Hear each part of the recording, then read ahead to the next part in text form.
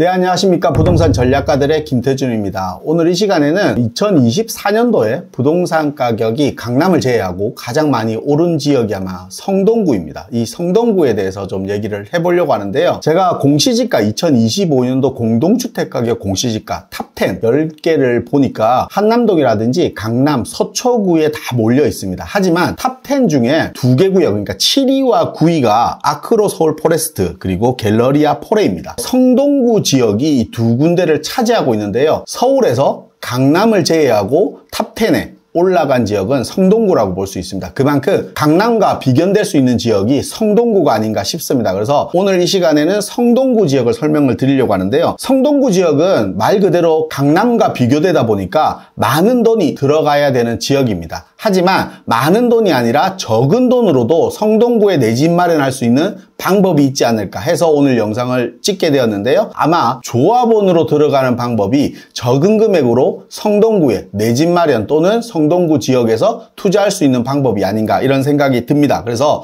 오늘은 성동구의 대표적인 재개발구역 4개 지구에 대해서 좀 설명을 드리려고 합니다. 성동구 지역은 크게 4개 지구로 볼 수 있는데요. 성수전략정비구역이 있는 성수지구라든지 옥수역 부근에 있는 금호지구, 그리고 왕십리역 주변 지역에 있는 왕십리지구와 성동구에서 가장 외곽지역이라 할 수 있는 용답지구, 이렇게 크게 4가지로 나눌 수 있습니다. 이 4가지 지구에 대해서 좀 설명을 드리려고 합니다.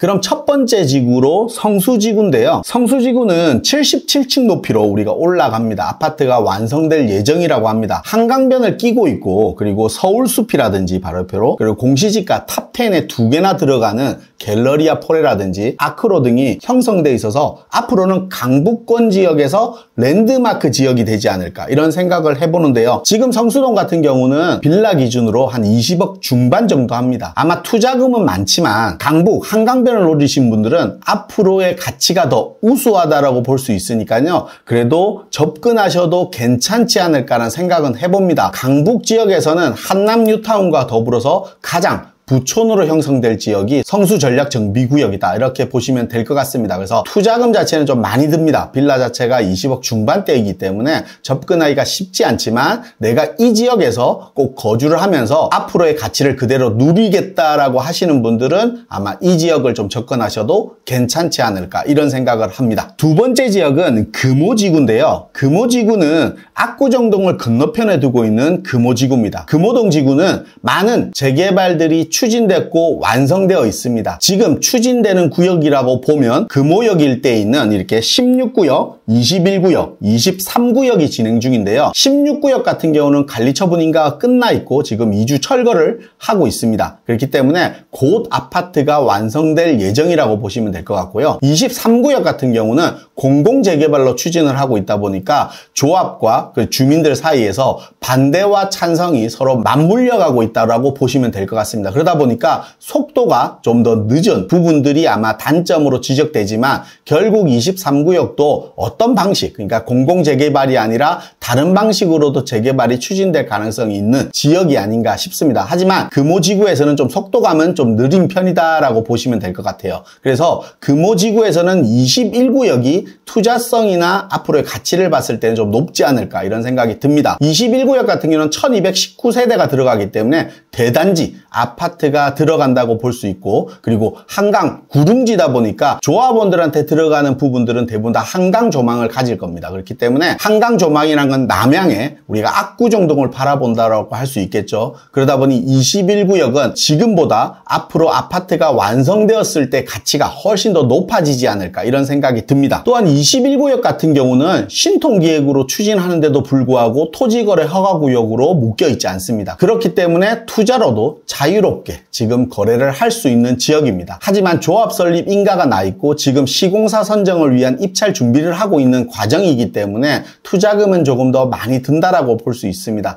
실질적으로 금호 21구역 같은 경우는 구릉지에 오래된 주택이 많다 보니 전세가가 많이 낮습니다. 대지집은 10평 기준으로 한 7억대 정도 투자로 접근해야 하기 때문에 투자금은 좀 많아 보이긴 하지만 한강 조망을 갖추고 있기 때문에 완성 이후에는 가치가 더 올라갈 수밖에 없다. 그리고 현재 시점으로 신축 기준으로 20억 초중반 정도의 가격을 형성하고 있기 때문에 현재로도 충분히 투자적인 가치로도 접근이 가능한 지역이 금호 21구역이 아닌가 이런 생각이 듭니다. 금호 21구역은 입지적인 가치가 높기 때문에 아마 청약을 했을 때 청약 경쟁률도 높아질 수밖에 없는데요. 이렇게 청약으로 접근하기 힘든 사람들은 지금이 아마 적기가 아닌가 이런 생각이 드네요. 세 번째는 왕십리지구입니다. 왕십리지구는 왕십리역 주변 지역을 말하는데요. 왕십리역은 쿼드러플 역세권입니다. 하지만 여기서 동북선이라든지 GTX C 노선까지 들어오면 6개 노선이 지나가는 지역이 왕십리역 지역입니다. 우리 쿼드러플 역세권이라고 하면 흔히들 공덕역과 왕십리역을 얘기를 많이 하는데요. 이렇게 사진을 보는 것처럼 공덕역 주변 지역은 10년 전과 지금 비교해보면 대기업 본사가 6개 정도 들어가면서 주변 환경이 고밀개발로 많이 형성되어 있습니다. 그래서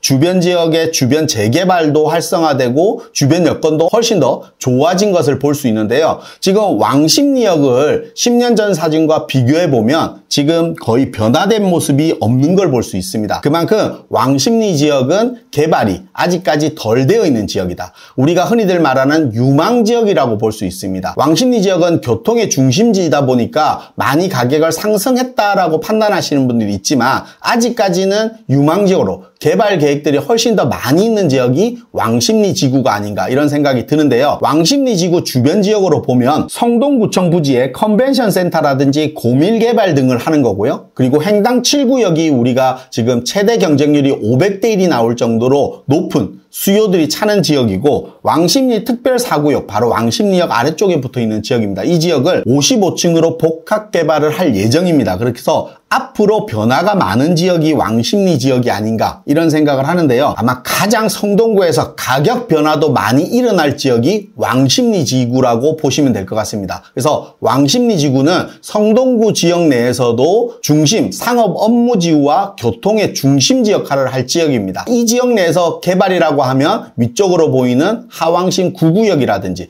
횡당 8구역들이 아직 재개발 초기 단계로 진행하고 있기 때문에 이런 지역이 소액으로도 지금 접근이 가능한 지역입니다. 이런 지역을 눈여겨보면 왕십리 지구의 가격 변화와 더불어서 투자성, 투자 가치가 높은 지역이 아닐까 이런 생각을 합니다. 마지막으로 성동구 지역의 용답지구인데요. 용답지구는 성동구 내에서도 가장 외곽 지역에 있는 지역입니다. 하지만 용답동 전체가 재개발 이슈를 가지고 있다는 장점이 있는 지구가 용답지구인데요. 청계 리버브자이 같은 경우가 380대 1이 나올 정도로 높은 경쟁률을 보였습니다. 그 시기에 아마 가장 높은 경쟁률을 보였던 지역이 청계 리버브자이라고 할 수 있는데요. 성동구 내에서 신축 아파트가 새로 나오는 게 없었기 때문에 성동구의 외곽 지역에 위치하고 있지만 성동구라는 프리미엄이 그대로 아마 청약 경쟁률에 나와 있지 않나 이런 생각이 듭니다. 그만큼 성동구라는 지리적 입지를 가지고 있는 용답동 지역도 앞으로의 가치가 훨씬 더 높아질 지역이 아닌가 이런 생각을 하는데요. 용답동 지역에서는 용답 1지구라든지 용답 2지구가 재개발을 추진하는 지역입니다.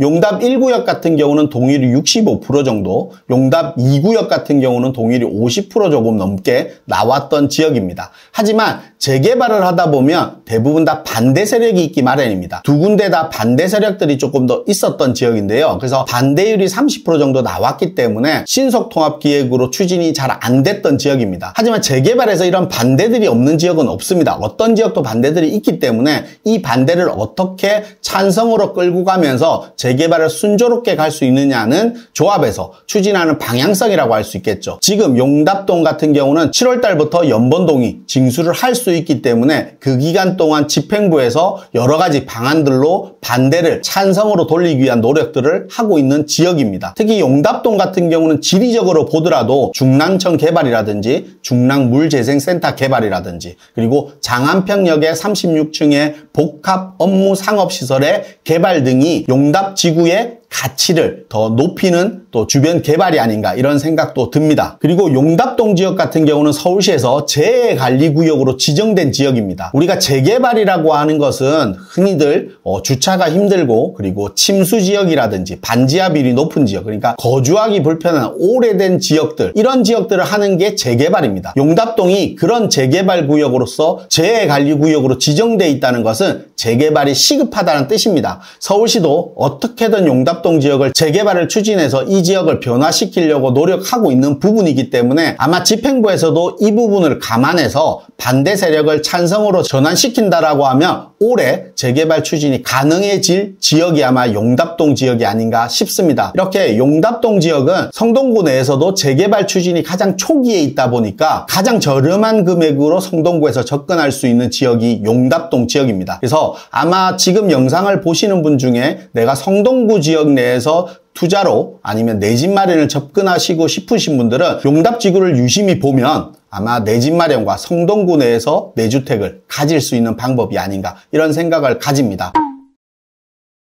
그래서 오늘 영상에서는 성동구 내에서 내 집 마련할 수 있는 기회를 한번 재개발 구역을 4개 구역으로 나눠서 설명을 좀 드렸는데요. 이런 성동구뿐만 아니라 서울 내에서도 재개발 지역에 대한 궁금하신 분들은 저희들 매주 목요일 1시에 진행하는 세미나에 오시면 재개발에 대한 포트폴리오와 또 내 집 마련에 대한 포트폴리오까지 볼 수 있으니까요. 많이들 참석하셔서 많은 정보들 받아가셨으면 좋겠습니다. 오늘 영상은 여기서 마무리를 하고요. 오늘 영상에서 궁금하신 내용이나 세미나 신청이 궁금하신 분들은 위에 나오는 연락처라든지 아래에 있는 고정 댓글에 상담 신청서에 남겨주시면 자세한 포트폴리오나 부동산에 대한 상담 및 세미나에 참석할 수 있는 방법도 알려드릴 거니까요. 많이들 신청하시기 바라겠습니다. 오늘 영상 여기서 마무리하고요. 오늘 하루도 즐거운 하루 되시기 바라겠습니다. 감사합니다.